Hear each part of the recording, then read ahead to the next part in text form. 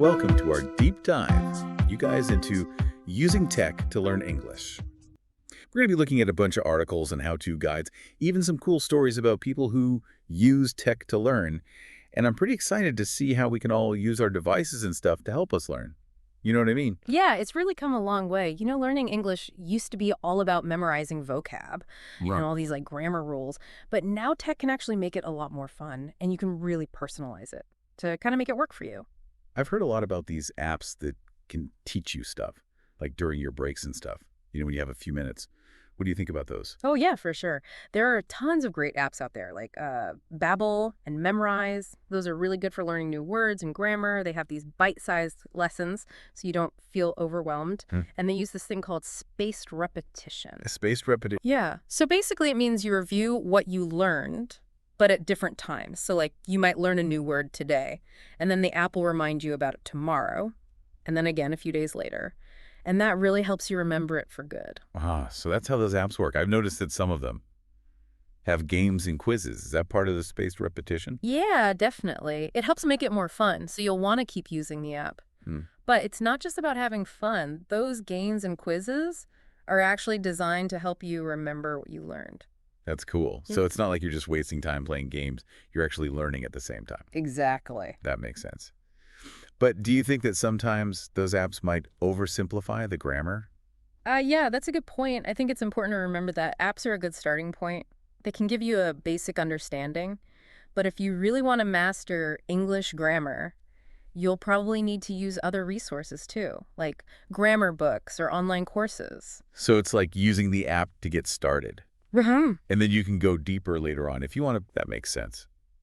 I was also thinking about how we can use tech to kind of immerse ourselves in English.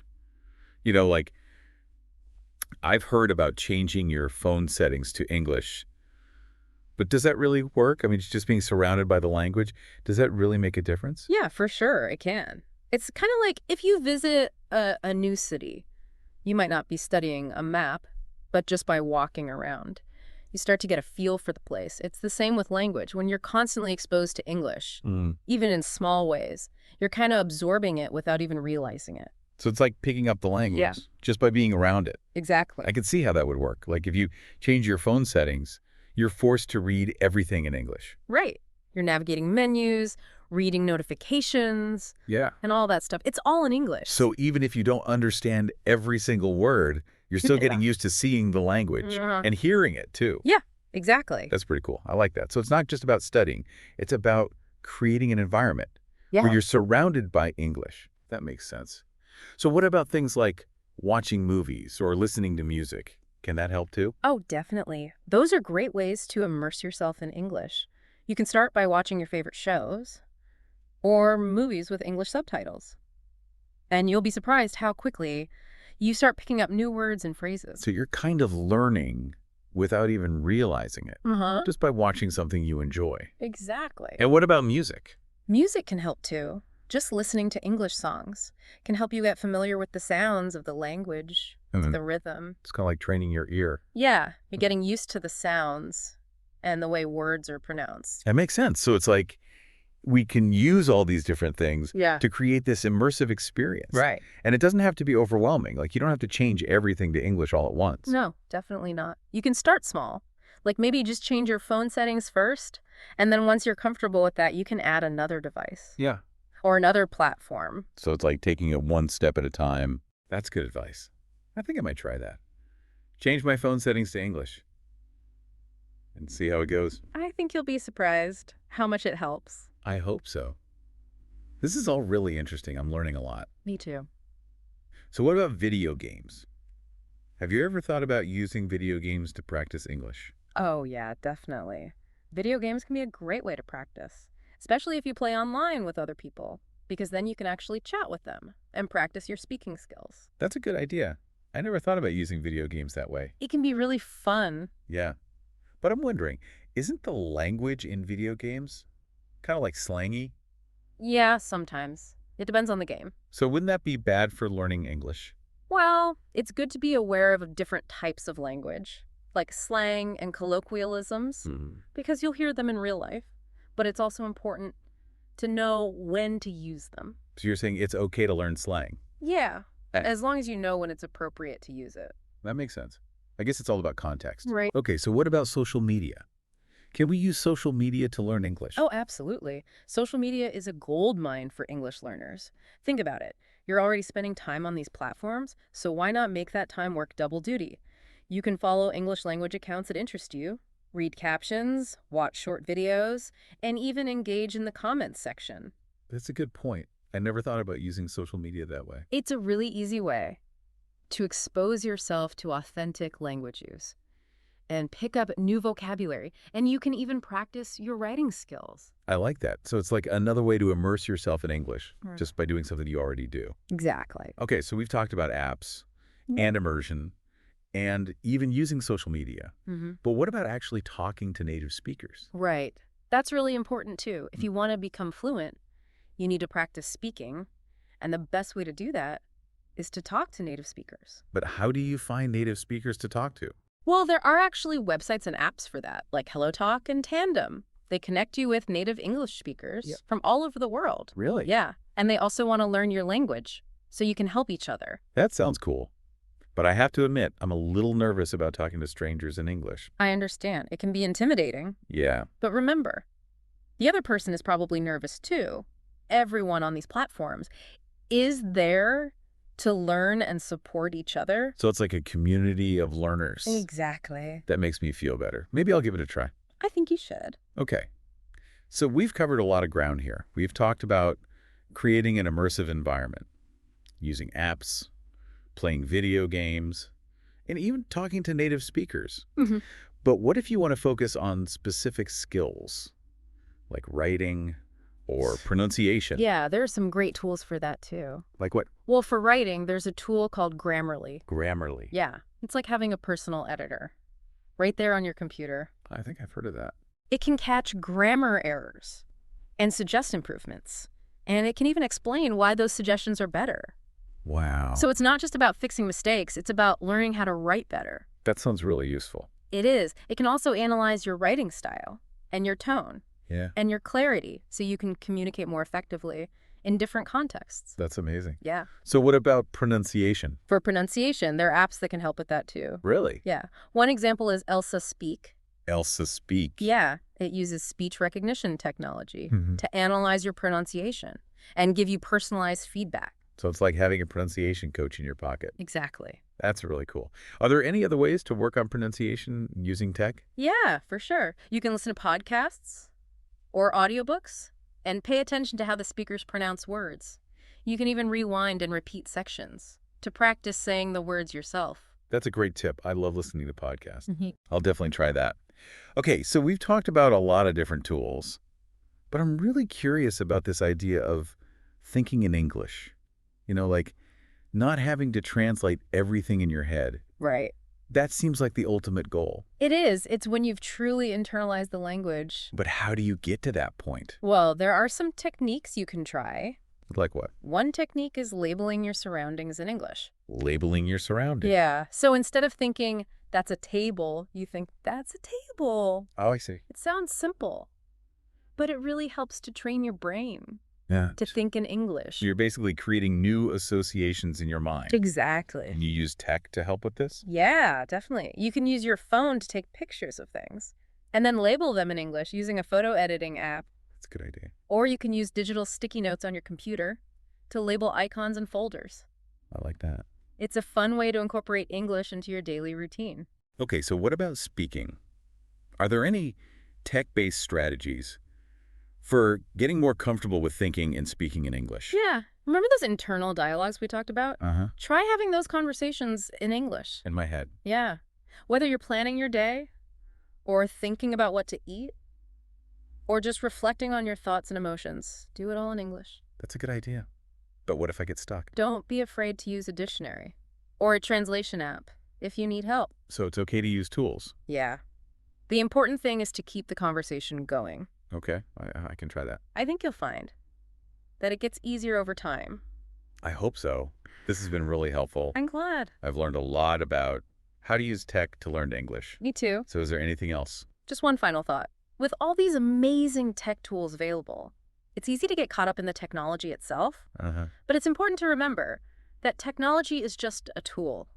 The real magic happens when you combine those tools Mhm. with dedication and consistent practice and a genuine passion for the language. That's a good point. So it's not just about the tech, it's about the effort you put in. Right. I like that. Technology can help, Uh-huh. but it's not a magic solution. That's true. You still have to do the work. Right. But the good news is, technology can make that work a lot more fun and engaging. I agree. This has been a great conversation. Thanks. I'm really excited to start using some of these tools. Me too. I think they can really make a difference. I think so too.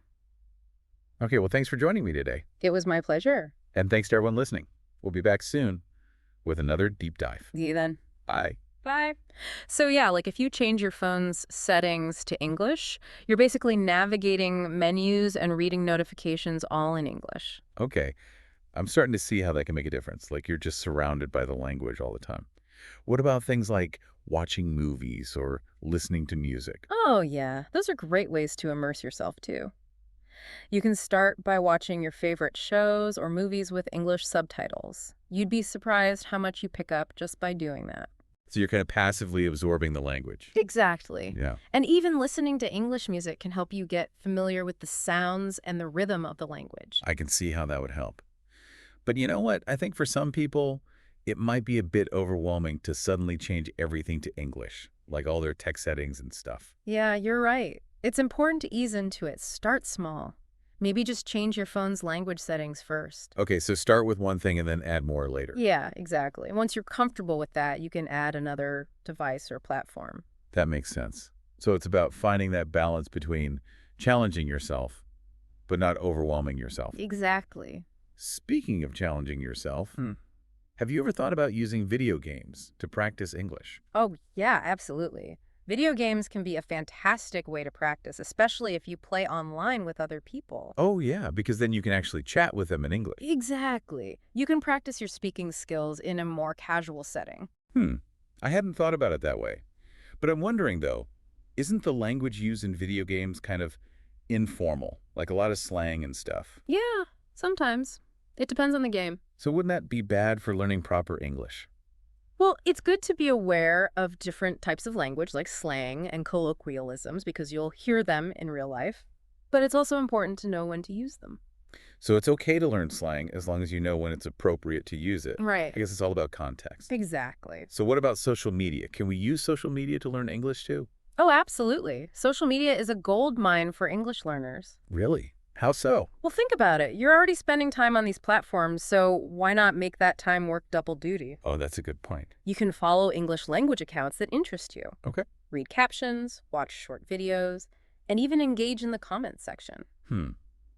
I'm guilty of spending way too much time scrolling through social media, but I never thought of it as a way to learn English. It's a really effortless way to expose yourself to authentic language use. That's true. You can pick up new vocabulary and even practice your writing skills. Oh, okay. I like that. So it's like another way to kind of immerse yourself in the language just by doing something you already enjoy. Exactly. So we've talked about apps, immersion, and even using social media. But what about actually talking to native speakers? Like apps and video games can only take you so far, right? You're right. Real-life conversations are crucial for developing fluency and confidence. Okay, so how do we do that? I mean, how do we find native speakers to talk to? Well, that's where online language exchange platforms come in. Oh, yeah, I've heard of those. Websites and apps like HelloTalk and Tandem can connect you with native English speakers from all over the world who want to learn your language. So you can help each other out. Exactly. That's pretty cool. Yeah. I have to admit, though, the idea of chatting with a stranger in another language is a little intimidating. I understand. It's understandable to feel nervous, but remember the other person is likely feeling the same way. Yeah, that's true. And the beauty of these platforms is that everyone is there to learn and support each other. So it's like a community of learners. Exactly. Okay, that makes me feel a bit better. Maybe I'll give it a try. I think you should. All right, so we've covered a lot of ground here. We've talked about creating an immersive environment, using apps, playing video games, and even talking to native speakers. But what if you've already got a solid foundation in English and you want to refine specific skills like writing or pronunciation? Yeah, there are some amazing tools out there for that too. Like what? Well, for writing, there's a tool called Grammarly. Grammarly. Yeah. Oh, I think I've heard of that. It's like having a personal editor right there on your computer. So it can like check your grammar and stuff. It can catch grammar errors, suggest improvements, and it can even explain why those suggestions are better. Wow, that sounds really helpful. It is. It can also analyze your writing style, your tone, and your clarity so you can communicate more effectively in different contexts. So it's not just about being grammatically correct. It's about becoming a better writer overall. Exactly. That's pretty impressive. What about pronunciation? I know a lot of English learners struggle with that. Yeah, pronunciation can be tricky, but there are apps that can help with that too. Really? Uh-huh. One example is Elsa Speak. Elsa Speak? Yeah. It uses speech recognition technology to analyze your pronunciation and give you personalized feedback. So it's like having a pronunciation coach right in your pocket. Exactly. That's amazing. Are there any other ways to work on pronunciation using tech? Definitely. Don't underestimate the power of simply listening to and mimicking native speakers. Oh, okay. Podcasts and audiobooks are excellent resources for this. Right. Choose podcasts or audiobooks on topics that interest you and pay attention to how the speakers pronounce words and phrases. Okay. You can even use the rewind button to practice saying those words yourself. That's a great tip. I often listen to podcasts while I'm doing other things like cooking or cleaning. Now I'll be listening with a more attentive ear. I think you'll be surprised how much it helps.